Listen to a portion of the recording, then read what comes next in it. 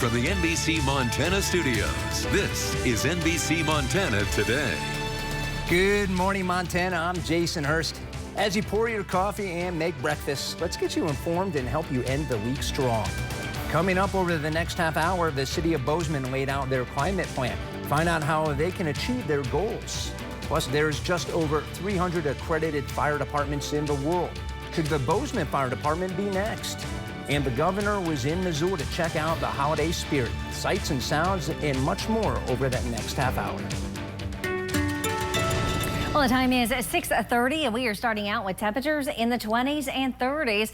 We're at 29 degrees right now in Bozeman, but look at Great Falls and Lewistown in the 40s. Friends and family over towards the High Line, waking up with temperatures this morning in the teens. Look at radar. A couple of isolated showers over towards Miles City, but we're dry here on the home front as we make our way throughout the day today. With high pressure in control, we're going to see a little bit of sunshine and above normal temperatures. You'll be at 36 by noon today in Missoula, almost to that 40-degree mark in the 2 o'clock hour.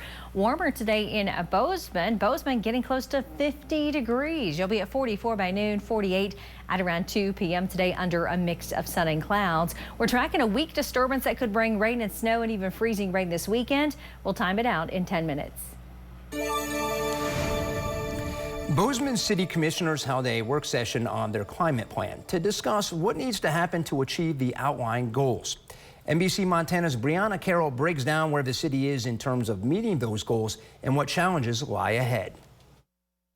The City of Bozeman's climate plan outlines 3 major goals: achieve carbon neutrality by 2050, utilize 100% net clean electricity by 2030, and reduce emissions 26% from 2008 levels by next year.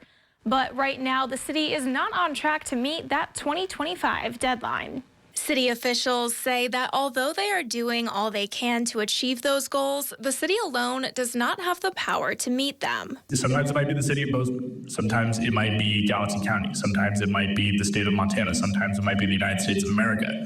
Whatever those are, they get in the way of the world that people are telling us in their comments that they wish to be living in, that we don't have the authority to exact that vision. The latest community greenhouse gas emissions inventory shows that in 2022, the city of Bozeman produced over 687,000 metric tons of CO2e, a 31% increase from 2008 levels. Together, commercial and residential buildings were responsible for 52% of emissions, split evenly between electricity and natural gas usage within those structures. The other major culprit is the transportation sector, responsible for 37% of total emissions, with gasoline-powered cars and aviation accounting for more than half, 39% and 28% respectively. City commissioners pointed out that 2 of the major drivers behind those emissions, Northwestern Energy and the Bozeman Yellowstone International Airport, are not within the city's control. The fundamental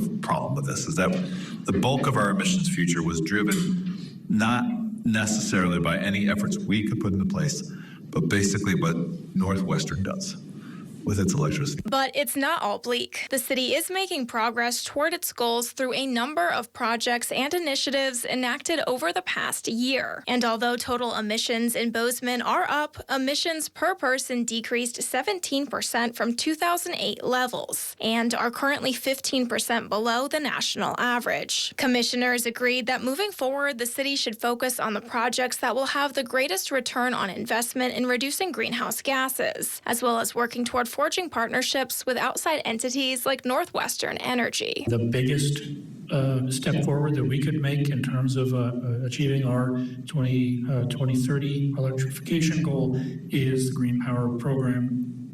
We will know, I think, very soon whether or not we can come to a term sheet. The city completes a community greenhouse gas inventory every 2 years, with the upcoming inventory for 2024 anticipated to be complete next year. Once complete, that inventory will give city leaders a clearer look at what it will take to meet their climate plan goals. Reporting in Bozeman, Brianna Carroll, NBC Montana. The Bozeman Fire Department continues to improve its agency by moving forward through an accreditation process. A Center for Public Safety Excellence official has been on site with the department this week, reviewing the agency's documents, policies, procedures, and daily operations. After a morning meeting on Thursday, The CPSE is moving forward with recommending Bozeman Fire for accreditation status. Fire Chief Josh Waldo says this process has been nearly 5 years in the making, and he is proud of the work that's been done so far. It's forced us to evaluate everything we do, from our training, our hiring, the way we respond. It's going to put a better product out on the street, and that's really what is most important to the citizens and the service we provide.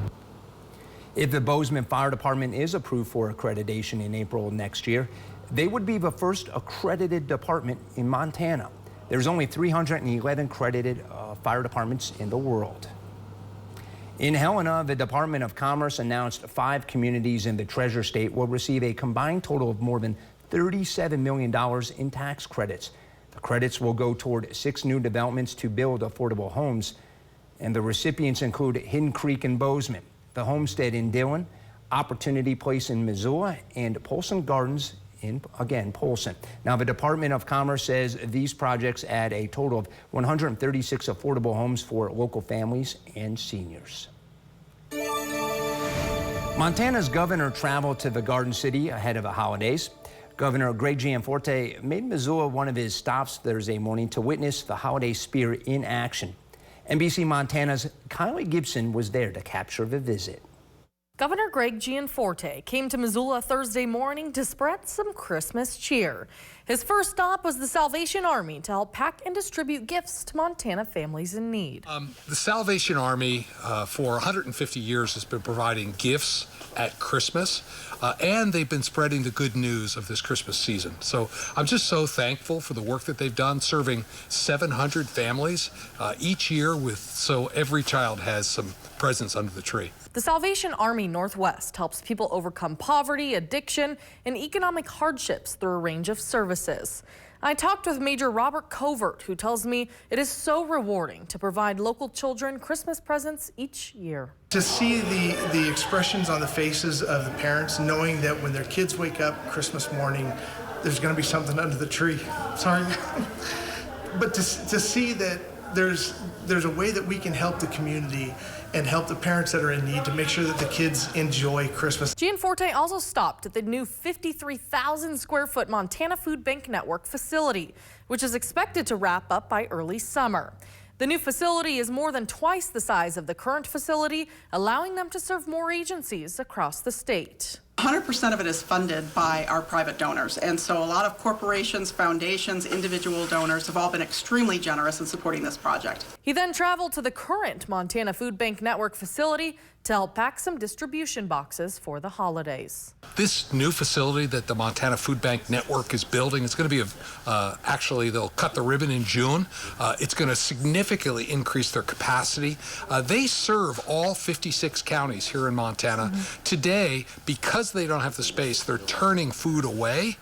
They're turning shipments away. They're going to be able to serve a lot more people when they get into this new facility here in Missoula.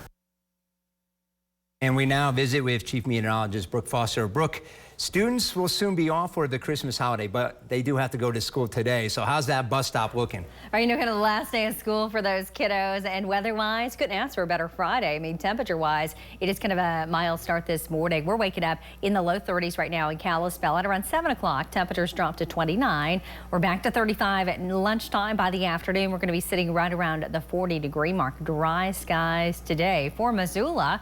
Similar forecast, 20s, close to the 30-degree mark in that 7 o'clock hour. By the afternoon, we're going to get close to 40 degrees. High pressure's in control. It's sticking around for the first half of the weekend, but we're tracking our next weather maker. Everything you need to know is coming up in 10 minutes. And coming up, NBC Montana's Laurel Staples goes road tripping through the streets of downtown Missoula. A look at Christmas from the seat of an old-fashioned horse-drawn carriage. And here is a live look from our Hellgate Plumbing weather camera above TV Mountain at Snowbowl, looking down into the Missoula Valley. And Chief Meteorologist Brooke Foster has your day planner right after the break. When it comes to the weather,